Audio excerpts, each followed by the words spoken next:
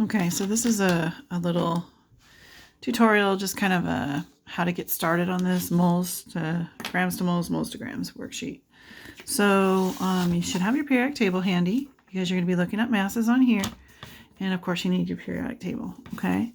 So I'm going to do an example for 1 and 2. And these are just adding up molar masses. So I think I'm going to do 2A. So it's C6. So that means I've got 6 times the carbon mass. And so I'm going to look up carbon, and the number I am using is this 12.01. This is the average molar mass. So each time I'm looking for mass, I'm going to be adding up that number. So 6 times 12.01 plus 8 times my hydrogen number is 1.01 plus 6 times my oxygen number, 16. Okay, so what I'm going to do is I'm just going to add up all of that stuff. And on your calculator, 6 times 12.01, this comes out to 72.06 plus 8.08 plus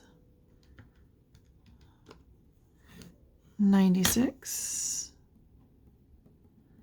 So when I add all those guys up,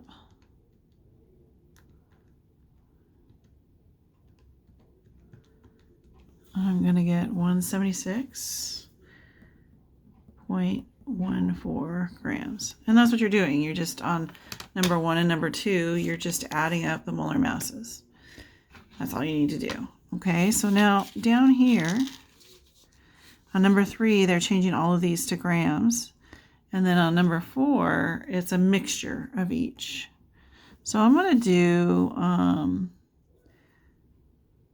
number 4B first as an example. So I'm going to do this one. Okay, actually, no, I'm not going to do that one. I'm going to do the next one down right after it, C. Okay, so 5.62. Now, when you do this, I need to be able to see your conversion factors. So 5.62 grams times, whenever we do the calculations here, we're going to put grams on the bottom, moles on top, and so there's going to be a 1 in front of the mole. And then I need to go to my periodic table and I need to add up the masses of all of those. So my krypton is 83.80. And then 6 times my bromine, which is 79.90. And that's what's going to be written in front of the grams.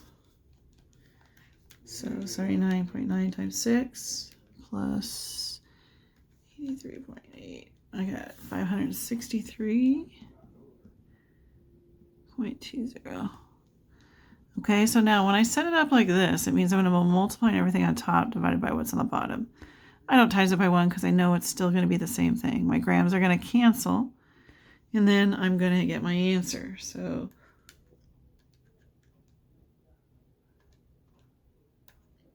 $563.20. Okay, so my answer comes out like this.